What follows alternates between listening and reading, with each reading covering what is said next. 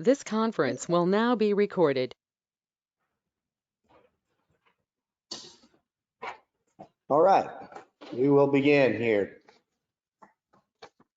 This is one of the most fun parts of our business, I think. I really enjoy new construction sales. There'll be a term that you'll hear when the market shifts from a seller's market more to a buyer's market called BTSA. Who knows what BTSA means? Huh? Raise your hand if you know what BTSA means. Kevin? It's a bonus. It's a bonus to selling agent. Bonus to selling agent. You will see that often with new construction homes because the builders want to move inventory. And you'll see it if they build what's called spec homes, speculative homes. They'll build homes they don't have a contract on. And so that makes it fun. You know, it's kind of nice to make 3%, maybe with another 1% BTSA or a $5,000 BTSA or whatever. And a lot of these builders in certain neighborhoods, they'll want to get repeat business from you. So you'll sell a home, and then if you sell the second home, they'll pay you 4%. And if you sell a third home, maybe they'll pay you 5 or 6%. So it's a great source of income. Plus you have the builder kind of on your team once you get everything lined up and scheduled, and they tend to work with you frequently better than a listing agent that you're working with on a resale home. So what's the game plan on it? Well, step one, just like with any buyer, you want to get them to sign a buyer's representation agreement. In that representation agreement, pay attention because there's a place in there for putting in a percentage for new construction homes. And I always put in 3% plus BTSA if applicable. Just want to make sure that it's covered there in the buyer's rep agreement. Then get them pre-approved. Again, just like any resale buyer, you want to get them approved from this company called Jackson Henry. I think maybe y'all have heard about that, or whoever the lender they're using. If possible, get a loan estimate from the lender so you have the numbers of what their costs would be. This is important when you go to compare, because I'll talk about it later, but most of these, in fact, I know of very few, if any, builders that don't have some connection with their own lender, whether it's a big company that owns the lender or it's a smaller company that has a relationship with the lender. And so you want to be careful because that sales rep will always try to, it's to their advantage to have your buyer use their lender.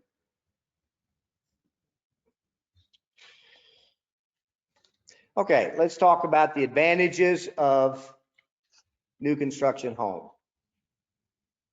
First of all, if you've ever bought a new construction home, if you ever bought a new car, that new car smell, you've got the new house smell. Just something knowing when you walk into this home, nobody's messed it up before. And it's a good feeling, and buyers really tend to love that feeling. Typically, they have a warranty rather than just a 1-year warranty like you'll get on a resale home. They have frequently what's called a 1-2-10 warranty or a 2-10 warranty. In fact, there's a company called 2-10 home warranties that does these home warranties. What 1-2-10 means is 1 is 1 year. The first year, they basically take care of everything. Any kind of manufacturing defects, they'll correct and repair. The 2 then refers to mechanical issues. That's your appliances, that's your HVAC, those type products. For 2 years, they'll be covered and they'll take care of any issues with them, whether it's with their whether it's with the builder to take care of them or a warranty company that they employ. And then 10, of course, covers structural, the major structural items like foundation, roof, some other, your framing and things like that. It covers those for 10 years. So, when you buy a resale home, you may have a home warranty that covers certain issues, but there's things that it doesn't cover unless you pay extra for it. So it's always kind of nice that when you purchase a new home or your buyer purchases a new home, that they have this warranty coverage. Plus, when you move into a new construction home in a neighborhood, there's typically other new. Now, there are new construction homes in established neighborhoods, but usually you're talking a neighborhood where the builder's in there building a number of homes in that community. And so you'll often be purchasing homes with your folks that are in your same demographic, maybe your same age group, young families, for example, or maybe some downsizers. And so it's great because you can have connections with your neighbors all moving in. You've got something in common. You've all bought into this neighborhood. It's a new neighborhood, and can really enjoy it. I want to mention, as far as the real quick, back to the warranty thing. Often what the builder asks, and I'll tell my clients this also, is on that 1 year where they cover anything, what they ask is, don't just pick up the phone and call the warranty company if you see a little mark on the wall here that you missed when you moved in, or just any little minor thing. Make a note of it, take a picture of it. Those items you want to kind of accumulate those type of repairs. Now, if it's something serious, something major, obviously call them, get them to repair it. But those little minor things, typically cosmetic things, just save them up until about the 11th month. And I always put a reminder in my phone to contact my clients in that 11th month, and then they can come out and take care of all those at one time, and you're still under warranty. So just keep that in mind when they purchase new home. Now, some of the disadvantages, or what we can look at as disadvantages, is sometimes when they purchase a new construction home, it doesn't come with everything. Who was it? Was it Lennar or one of them that said everything's included? And they did. They included everything. I mean, your appliances were included, but a lot of these, especially small-time builders, you need to find out on behalf of your client, what is included in this price. I was just gonna say, especially now with the shortages and everything, like Lennar, they don't provide appliances, like refrigerators. So Yeah. they're gonna have a fridge or multiplier, I can't get it in time to so. Right. Right. So you've got to know, for your client's sake, that's a big difference if they don't do have the refrigerator or any of the other appliances, or a lot of times they don't put sod, or they'll only sod the backyard up to a certain point. And it's extra if you want to have it included. So just, find out what all is included or what's not included in the home. Also, typically, not always, because I'm doing a search right now for a client, tax rate. New construction neighborhoods, okay, new communities, the developer will fund the water source of water for that community. And they'll do that, they'll float bonds. And so to pay back those bonds, they do what's called a mud tax. Have you heard of a mud tax? Municipal utility district tax. Well, that adds to the tax rate for that property, for that neighborhood. And become very familiar with those. Well, do you have this information on slides? It's not. I've got it all here that I'm gonna email to everybody. Yeah, I didn't go into every detail on the slide for that reason. No. So the tax rate's real important because, there's a big difference between a 1.9% tax rate versus a 3.8 or 3.9%. In fact, I had a client once who we were looking at homes, new construction homes in Wood Forest, found the perfect home. The tax rate was about a 3.8, 3.85, something like that, versus some resales we looked at. And he literally put together a spreadsheet, did a comparison.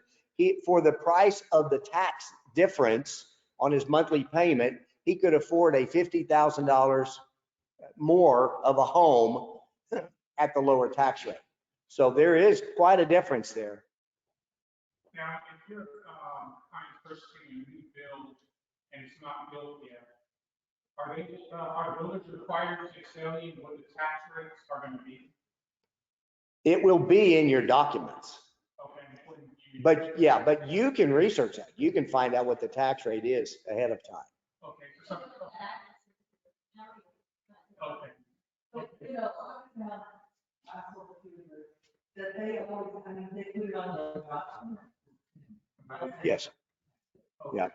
Yeah, they don't try to hide it. I mean, it is what it is, but you just need to make sure your clients are aware of it. Now, you know, I have found that if it's a $200,000 home, that a higher tax rate isn't as much, obviously, of a monthly fee as it would be on a $500,000 home, but it definitely makes a difference. You want to make sure your client is aware of that when they buy a new construction home. But not always. Like I said, I've got a current client right now. I've done a search. I'm doing a search for tax rates 2 and under for new construction homes, and there are actually some out there. But what I have found, typically, those aren't it's not the whole neighborhood that it's a new neighborhood. Okay, it's usually a home being built in an established neighborhood, new construction home. And if you purchase early in the development stage, then you're dealing with construction issues. If you've ever bought a new construction home and you're one of the first ones to move into the neighborhood, guess what you hear a lot of and see a lot of? You see concrete trucks, you see dump trucks, you see construction guys, you see dirt all over the street, which when it rains turns to mud and slime. There's literally nails that you've got to be careful when you're driving on your street, picking up a nail or two. And then noise, just the noise factor. So you being early on in the new construction phase can give an advantage because the prices typically are at their lowest at the initial new construction stage for that neighborhood, but you're also dealing with some of these issues. And then the new home break-in period. I mean, if you've ever bought a new car, whatever, there's going to be some little issues that you have to deal with. Hopefully they're little issues, but just like anything else, there's a break-in period and your home's adjusting just like it would with your new cars adjusting. And you're setting the thermostat at something. And so like with a resale home, a lot of those things have already been worked out. So that's something that your clients may have to deal with on there. Okay. Kind of what you want to do is first thing you want to find out if your client is interested in new construction. And don't forget about new construction. It's so easy when some prospect calls you and they want to see some homes and they'll send you a list and immediately your mind goes to these resales in this neighborhood and you don't even think about new construction homes. Familiarize yourself with the builders in the neighborhoods that you work in. In fact, go by their sales office, talk to them, find out what they offer, because for you, it can be a great resource. And guess what? I mean, the first Power Monday we had with the Franklin team, they do a lot with new construction builders. They have great relationships with them. Well, it doesn't hurt for you too, as an independent guy, to go by and meet the salespeople, because who knows, there may be someone that comes in that's not represented. Granted, they tend to, that's fine with them because they just soon not pay it. But some of them will recommend and refer business to you. So that can be a great resource for you. So find out, I look at it kind of one of 3 stages. Okay. If they're looking at new construction home, what's their time frame? Okay. I mean, they're ready to move now. They want to buy a home that's already either completed or close to being completed, or, and typically that's the highest price, because unlike a resale home where days on market grows, the price comes down. With new construction, as days on market grows, the price goes up. Why would that be? Okay, what's another reason? Maybe it's probably just about completed and there are only so many homes left. What's that? Okay, yeah, equity grows. There you go. There you go. The builder is paying out more as this thing, his finance fees grow.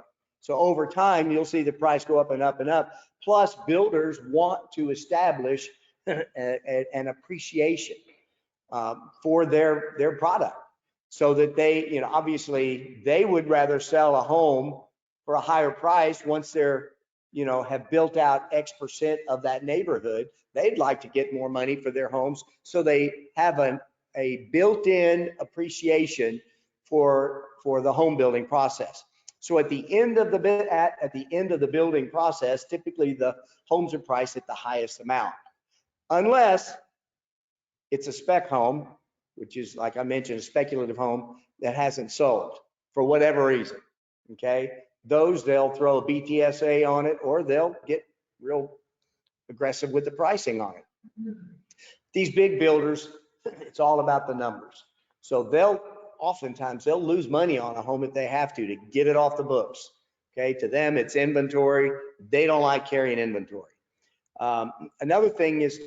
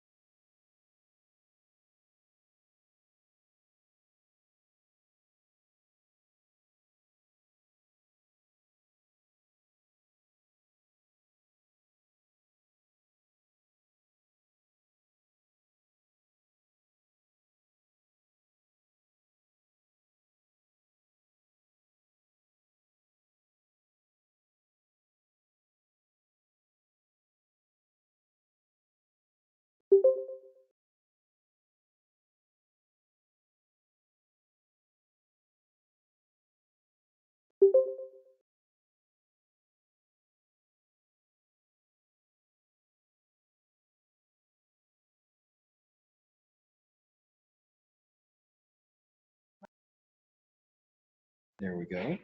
And then come over here to applications. And now we need to choose, open your PowerPoint.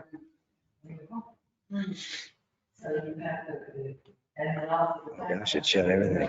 I suppose usually it does.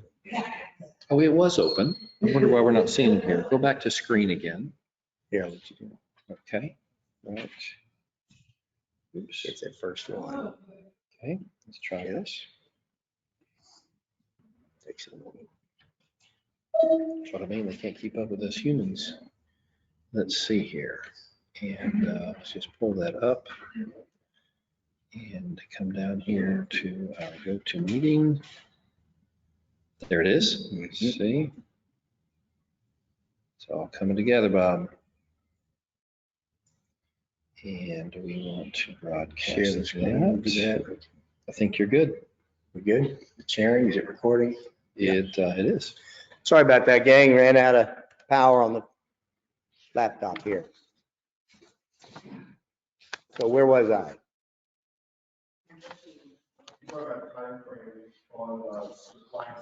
Okay, right. How the price goes up over time and everything, yeah. Okay, so they're either in the stage of, they're ready to buy now, or they're looking at a home that's partially completed. Somewhere in that process, the home is at a certain stage of being built. And they can contract for that home also, depending on where in the process that home is. Again, determines the price. Typically, it's a little bit less than a completed home. And then lastly, get to the slide. Where is my, there we go. And then lastly would be if it's, the home hadn't even been started, okay? They're just now looking to purchase a lot. And you can be involved in that too. Make sure they understand, where the lot is located. Something to keep in mind, if a lot is at the end of a street, not like a cul-de-sac street, but it's on a street like this, and here's this lot, and here's a street perpendicular to it, so that when they build their house and the cars are coming down that street, the headlights shine right in the window. So just keep an eye out for those kind of things. And then also keep in mind for lot premiums. Most of the time, developers will have a premium price for certain lots. They're larger lots, they're cul-de-sac lots. So just keep an eye on that also. You can be involved in that process too. Okay, so then once you determine what area that they're looking to purchase in, then you want to run a search, and you can run it like I mentioned in the MLS. Most builders put their homes on the MLS. You can do a search by just that option for new construction homes on there, on the MLS search, and it'll pop up different properties. You can put in the neighborhood or the area to locate properties. I'll run a Google search, new construction home builders in Tomball, Texas or whatever, and it'll pop up with the number of the builders that you can do research on, or even get specific for the neighborhood that you're interested in, or your client's interested in. And then you can also, if you know the subdivision that they're interested in, you can go ahead and Google that subdivision. And there's good information on the builder's website. They'll usually have, what homes are available at that point. But don't limit it to that. Again, you want to make sure you go and visit with them, find out what's available, because they're motivated to sell. Again, you want to, once you find the neighborhood, you've identified, I'm saying 3 builders. Now, some neighborhoods like my daughter and son-in-law bought in Bridgeland. I mean, there was Builder Row. It was a street that had probably 10 builders, offices right along that street. So we could just walk from one to the other, which is very handy for you as a realtor. But get at least 2 or 3 different builders, so you can look at different floor plans and what's available. In a lot of these neighborhoods, you'll see where the developer has 2 or 3 builders committed to that neighborhood, and they'll give them different lots, and they may stagger these lots. And so they have to stay within a certain style, but it's good for you to know the difference between the different builders, what they have available.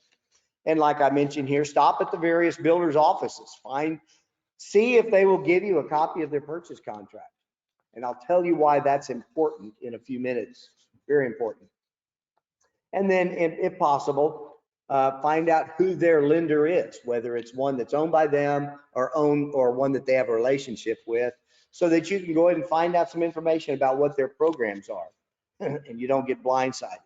Let me tell you, the worst feeling in the world one of the worst feelings in the world as a realtor is to be sitting in a builder's office with the sales rep sitting there and your clients are sitting here and they're ready to make a deal.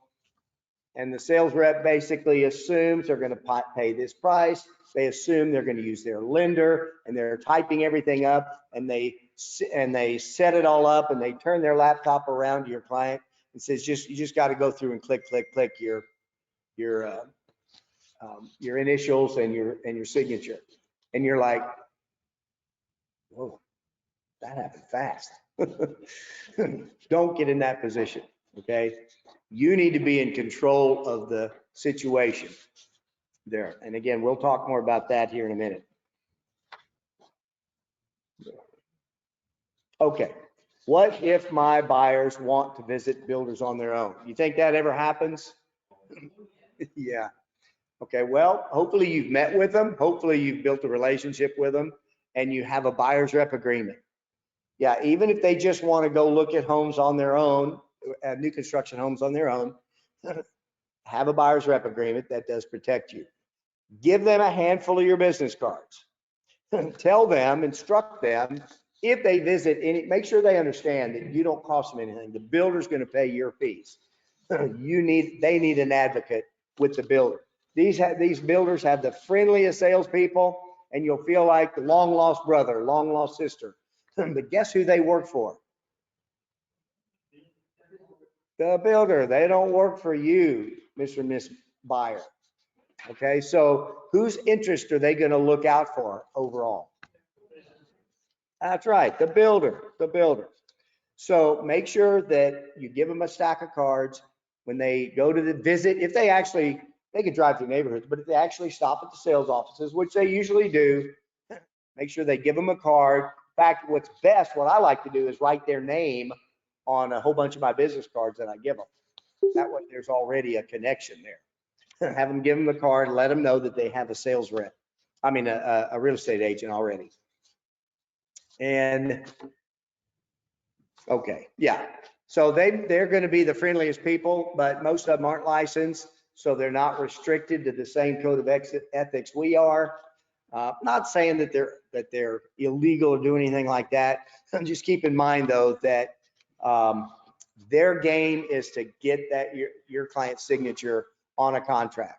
Now, almost all the big players, big builders, they're pretty straightforward. I've had builders pay my fee for clients, and I didn't even go with them to visit the builder. I didn't even know they were going to visit the builder. They'd mentioned they had a realtor. They asked him, do you have a realtor? Well, yeah, we've talked to Bob Ochterbeck. They put my name down and I'm the realtor and I get paid. So they don't want a bad reputation among agents. That's my point. It's very important to them that we like them and that we bring them business, because if they get a bad reputation, like who knows of a company that not long ago was paying $0 to realtors? Who? Gosh, y'all all remember that name.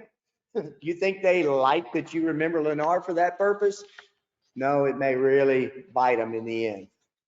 Okay, so just keep that in mind.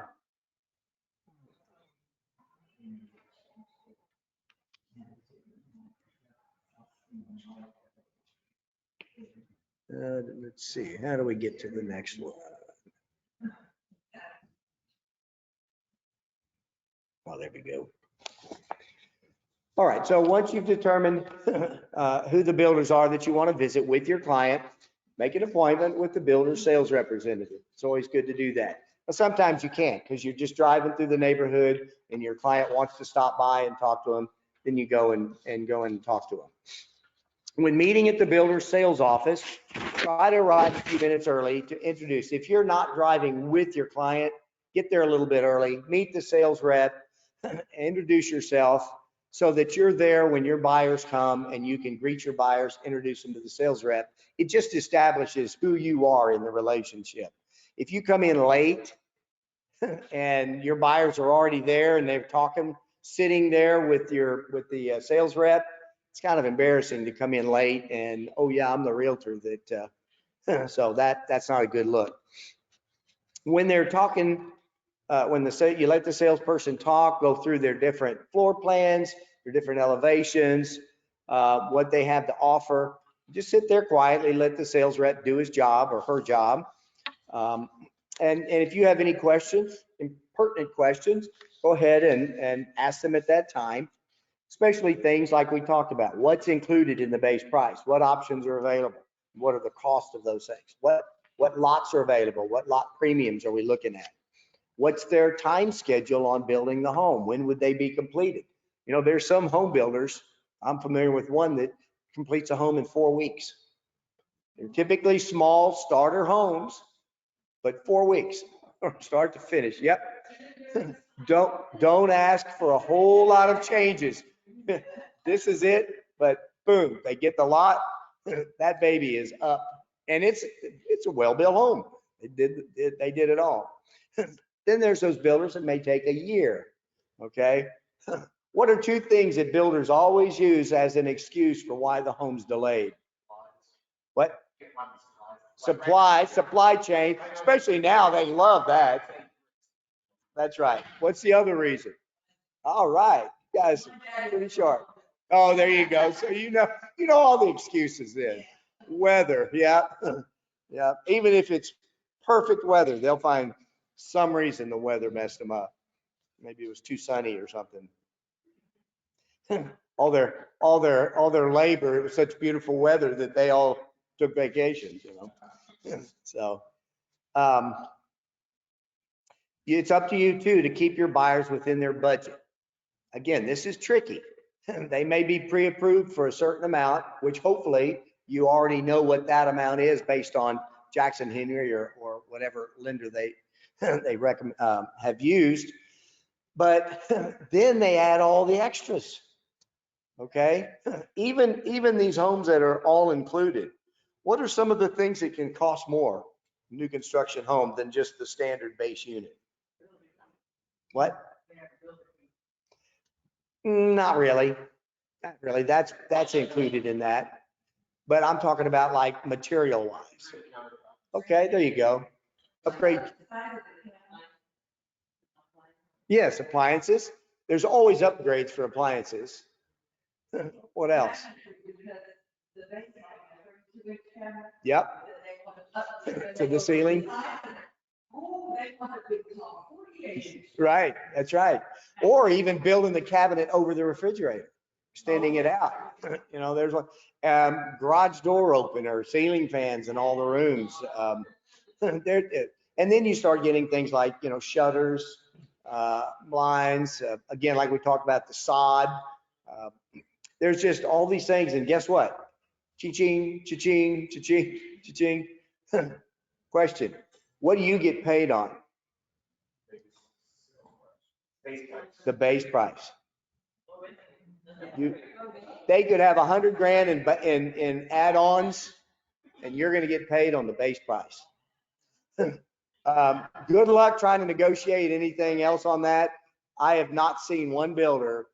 Well, nope, there may have been one in 19 years that actually did pay on the upgrades.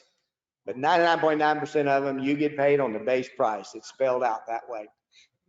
So it doesn't really matter to you what they add on, other than, you know, obviously for your client to be happy and to get what they want. No, if the home has already been upgraded, then, and it's priced with that in the price, yes, then it would be included. Good point. That's a good point. Yeah.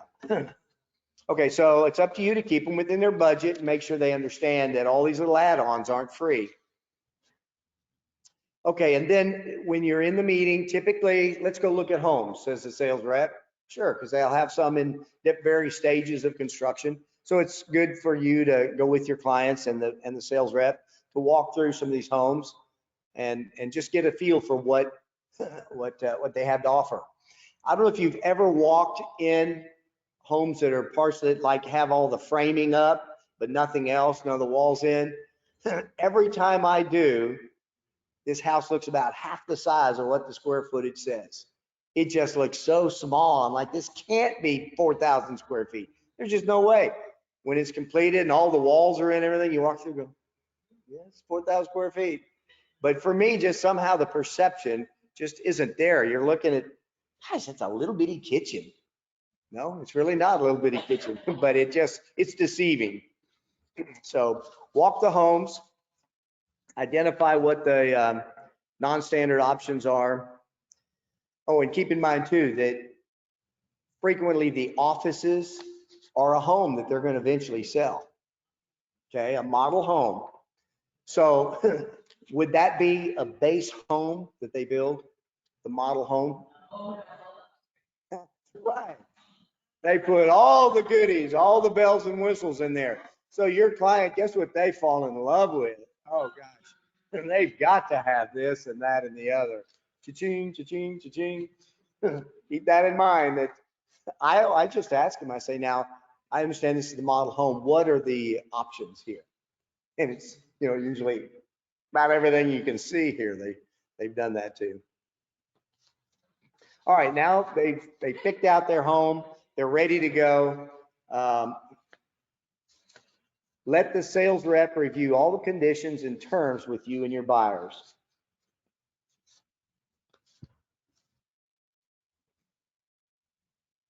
Be on guard. Sometimes the sales rep get a little pushy. They want to get this deal done.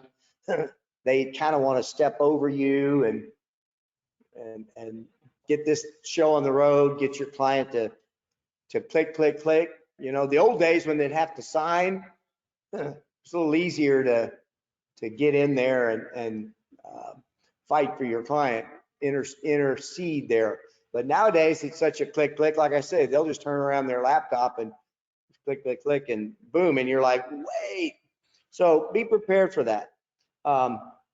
One of the main discussions you'll have with the sales rep has to do with financing, right? As I mentioned, the sales reps are trained to sell their lender and to try to get your client to use their lender. And let me tell you, in all my years of all the deals I've done, I would guess 75%, 3 out of 4, we did go with the builder's lender because it was a better deal. Why was it a better deal? Incentives. Yeah, they offer incentives. One of the most common is they pay the title policy. They'll pay a percentage or X dollars, $3,000 toward their closing costs. Yeah, right. So, I mean, that's a good deal. It's kind of sad because the seller should pay the title policy anyway. They do on resale homes most of the time, right? So, but no, if you bring your lender, they don't pay the closing costs unless you negotiate. Okay, so always keep that in mind. You always have the right. What's the worst thing that they can do or say if you ask to negotiate something on behalf of your client? That's right. I haven't read of any, assassinations or anything take place because they asked for a little bit more. Now, you want to do what Frank says. You always want to put some sugar with it, right? But be persistent. Be persistent.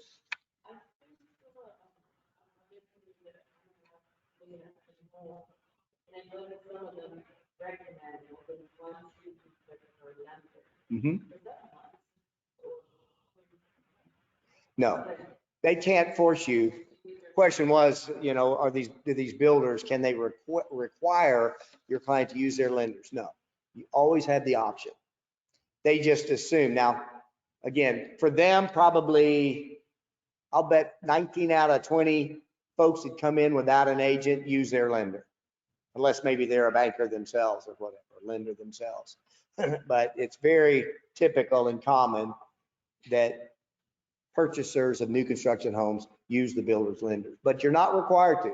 You definitely use your lender.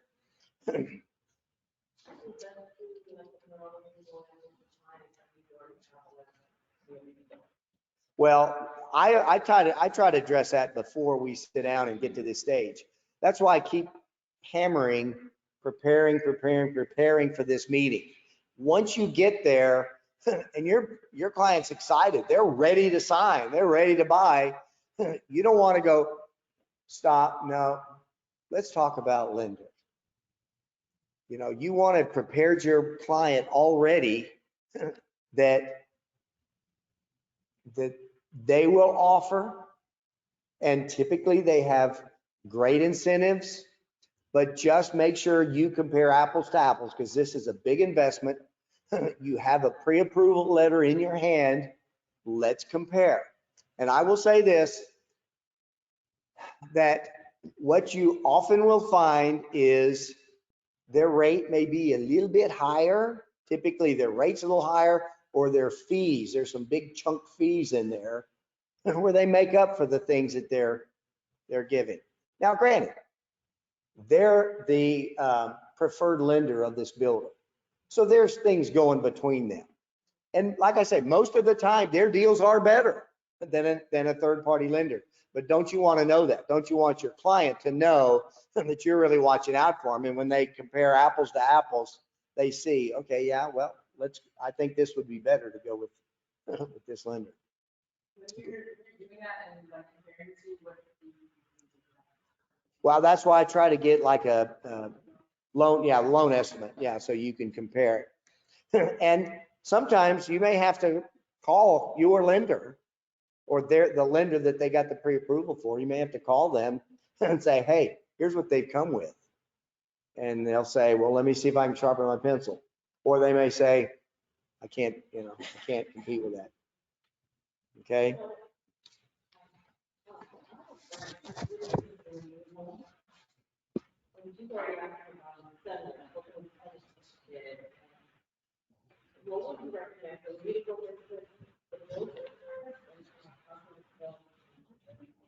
I would, sure. Yeah. What I would do, I would go in and talk to them.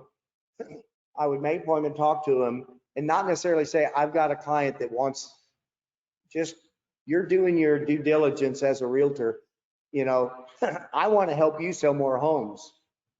You know, whoever the builder is. And so I need to learn more about what you have. Tell me about your homes. Tell me about your lender. You have a preferred lender. Tell me about what programs they offer. Find out what you can up front. Then when your client comes in, you've already got a pretty good idea of what they're going to be offering, and you're prepared. So yeah, I put a note on here. Don't let your buyers sign anything before you discussed it thoroughly with them. Step out of the room with your buyers if you need to talk candidly about exactly what they want and how they want you to negotiate. See, that's important too. They may want, they're happy. You know, they've offered us 325. That's our budget. We're ready to sign at 325. Okay, don't get there and try to beat them down to 320. Okay, that's not your job. You're representing the client. Find out, there's some like that mom I told you about, you know, there's some that want to be super aggressive. Okay, you may lose the deal, but you got to honor their desires. So it's good to talk to them about that. It's best to talk before you ever go to that office.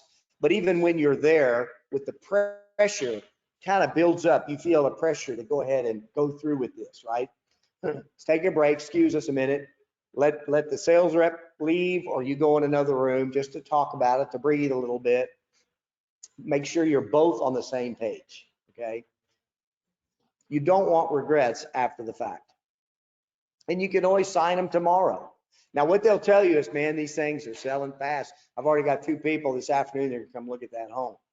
And that happens, especially now, okay? So keep in mind, they're not gonna be as negotiable during this season, but there'll come a time again when it comes around and you'll have a little bit more negotiability then. And then, very important here, study all purchase documents before allowing your buyers to sign them. All right. That's the other thing that you'll find will happen. You're sitting there, you finally kind of come to terms, your client's ready to sign documents. They spin the laptop around to click, click, click, and you haven't even looked at the documents. Because most builders, especially all the big ones, have their own builder documents. And it was Lennar, as a matter of fact, new construction home. that the total number of documents, now not just the contract, but all the buyer documents that were included was 81 pages. I looked at it yesterday again, 81 pages. And guess what? On page, I think it was around page 29, 30-ish, they made a $3,000 error that would have cost my client $3,000. I pointed that out, and they had preloaded this from prior conversation, and that was changed. They didn't change it in there. Oh, gosh, I'm so sorry.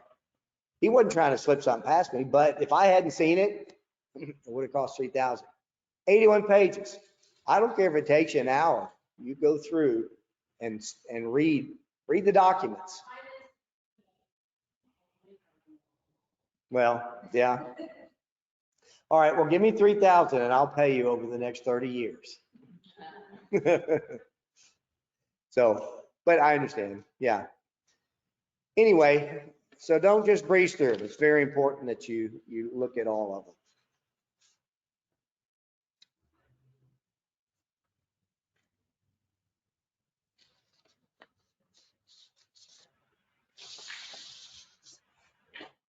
Now, Bob, I think you should ask your client if you can look through the documents, ask their permission to look through the documents. Well, you would assume that. You can ask that. I mean, I would assume, I would make sure the sales rep knows. That's why I said earlier on, try to get a copy of their sales contract before you ever go there, or have them email it to you.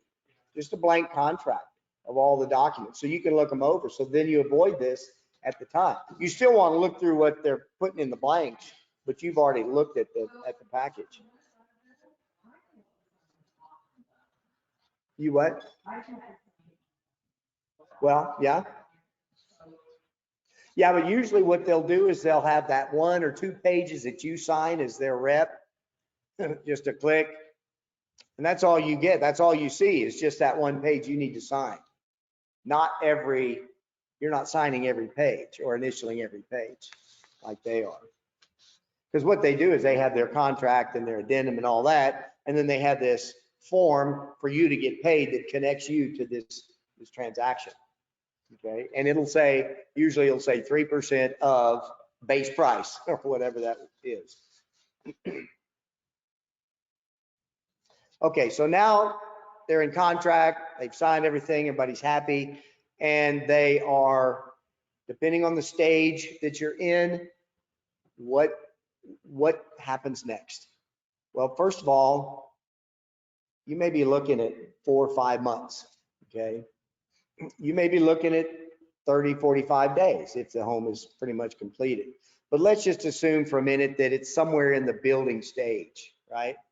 There are, and I've got it here, there are 3 critical stages for inspections. Keep in mind the builders have their own inspectors. Is that okay then if your client uses their inspectors? What do you think? Do this or do this? Okay. Right. You want them to have their own third-party inspector. Their inspectors are fine and they do a good job. Many of them are licensed inspectors, but you want a third-party inspector that doesn't have skin in the game on the deal. And believe me, you would think new construction homes, that doesn't matter. They're going to be perfect. Oh no, they're not perfect. But the 3 critical times of having inspections is the first one. Yeah. Just before the slab is poured. Why?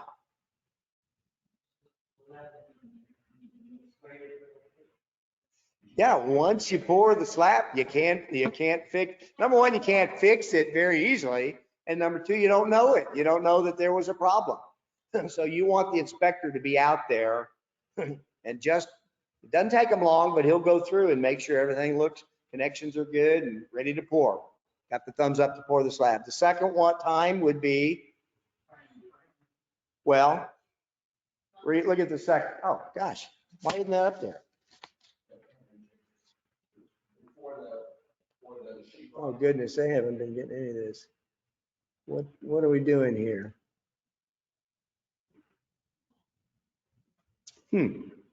Frank? No wonder y'all were looking at me funny.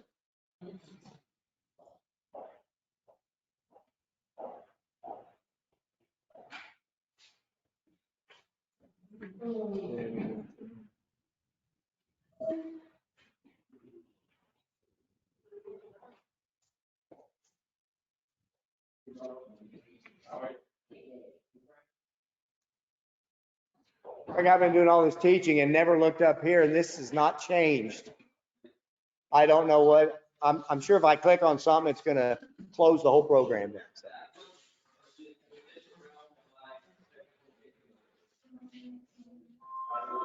I know, it's job security, right? So this is generally just a share screen issue. Yeah, that's what I thought, but I didn't want to. So where's your share screen function?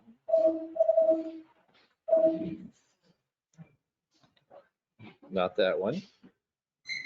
Do we have any Mac users in the room? What is the share screen function? Do you know the command?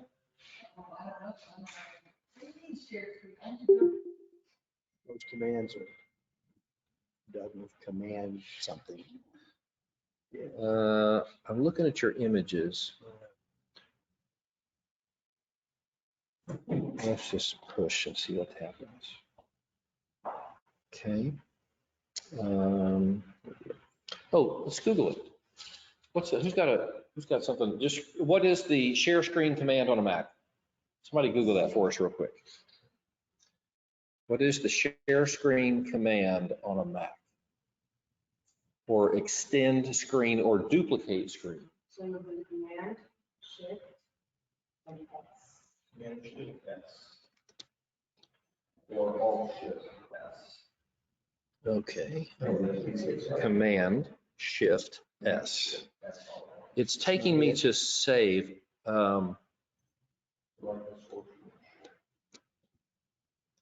Okay, it's instead going to a save function. Okay. It says Command Shift S. When the share screen, select the source you wish to share. Yeah, Command. And then choose among any monitor you want to go to. Yeah, that's exactly what I'm trying to do, but that's not what it's doing. Maybe escape and try it again.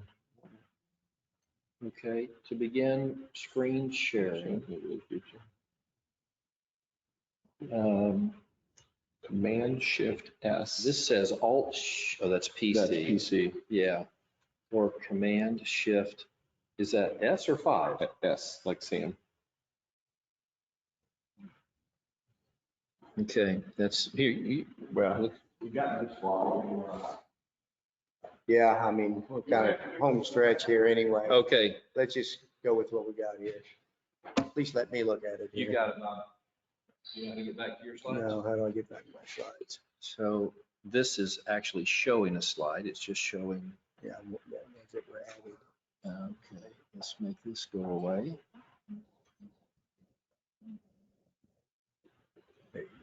here we go. You just roll up to wherever you want to go with your Okay. button and it's not going to share. That's off the screen. fine, that's fine. Okay.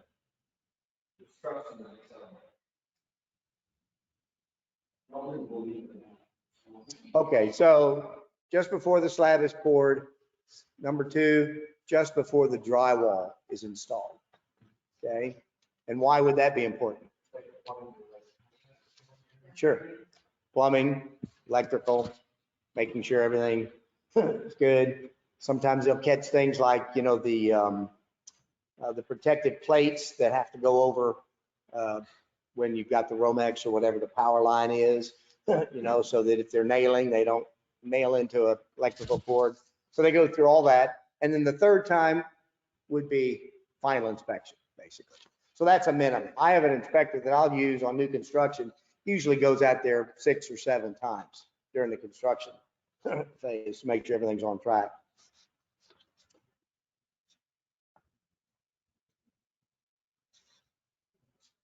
Okay, stay in the loop throughout the process.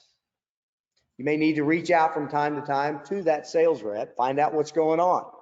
and your buyers also. So that changes aren't made that you're not aware of. Let me tell you, that happens. It happens where sales rep and the client are communicating, and guess who they forget about? You. You need to know what's going on. So be proactive in that. So the first broker I ever had, I'll never forget what she said. She said, assume no one else is doing their job. Just assume no one else is doing their job. That means you have to be proactive in getting it done.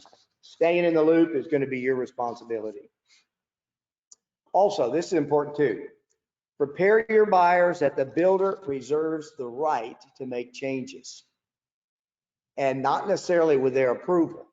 Okay. If you read the fine print, I had this happen this past year where clients had made all their selections. And when we went out there, it was just before the final walkthrough. This wasn't the flooring we selected. They changed it because they ordered it. Theirs was one of the last 4 homes built, completed.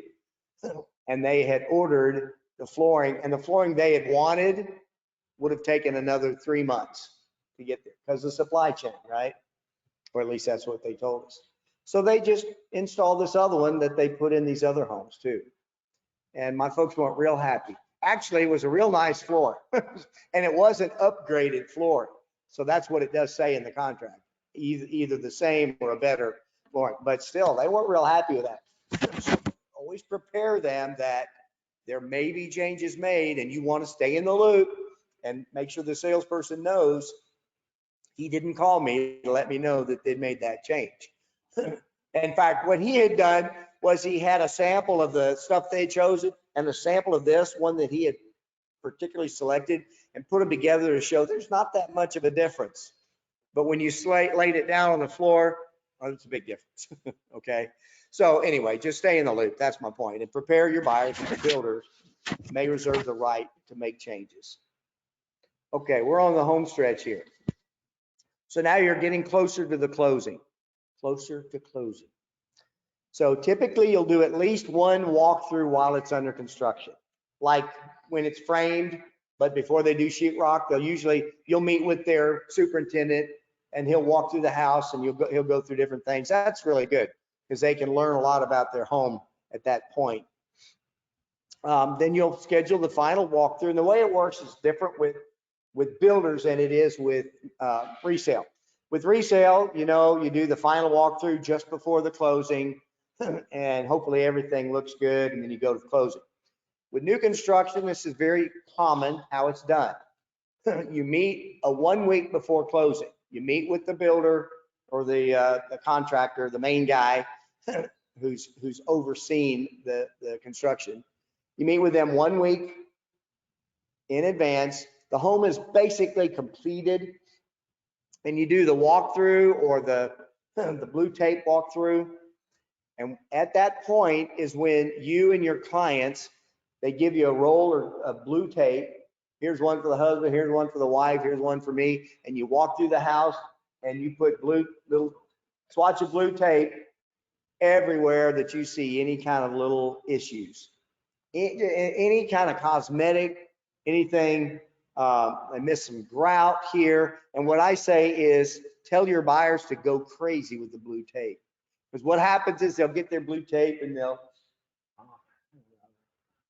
put 3 of them up and think, I'm kind of overdoing it here. I tell them, no.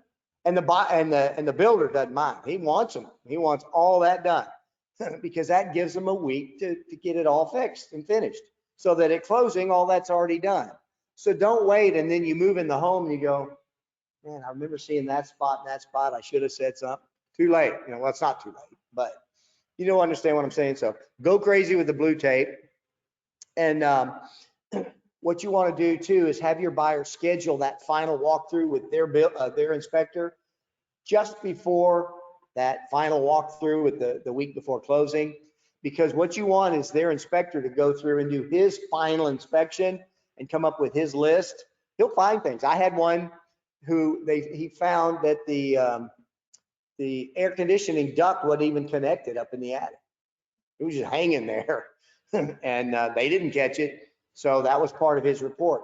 They want, and that way you can have that inspector send a copy, or you can forward a copy to the builder, because they want to get that. They want to get that inspector's report, and they want to fix these things and have them all done for closing.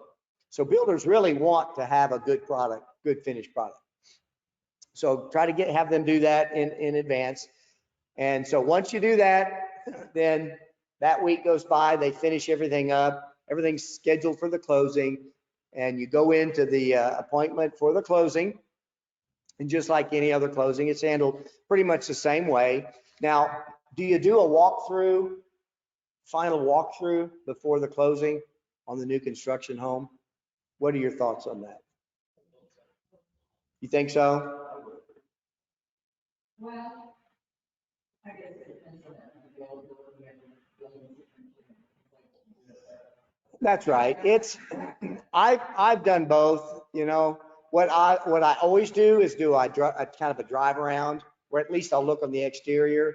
And the reason for that is that morning or the night before, somebody tossed a rock through the window, or God forbid they stole the AC unit, the exterior AC unit. You know, walking through the inside, not really necessary, because they've pretty much taken care of all the things on the report. And if they don't, they will. Now, if it's a little small one-time onesie twosie type builder, maybe you want to do a final walkthrough, because you don't know if he'll be there next week or next year. But I just kind of do an exterior one to make sure that the house looks fine and no major issues. And then you go to closing. And, oh, yeah, I already covered this. About after the closing then and moving in, once they move in, then you just make sure that they understand any kind of issues, any kind of repair issues. If it's something fairly major, something needs to be dealt with, go ahead and call them and get them to repair it. But if it's little minor stuff, particularly cosmetic things, make her keep a log of it and take a picture of it. And then in the 11th month, you submit it, and they'll come out and take care of all those. And then you'll close the transaction, you'll get paid, and go do it again. Celebrate and go do it again. That sound good? Any questions or comments? You ready to go sell a new home? I do have this that I'll email to everybody, my notes here, and that way you can kind of look it over at your convenience. All right, that's all I have. Thank you very much.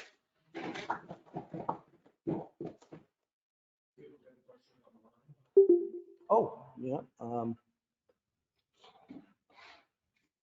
Well, let's see. I'm not sure how to look. Oh, here, I've got, oh no, that's the people that are online.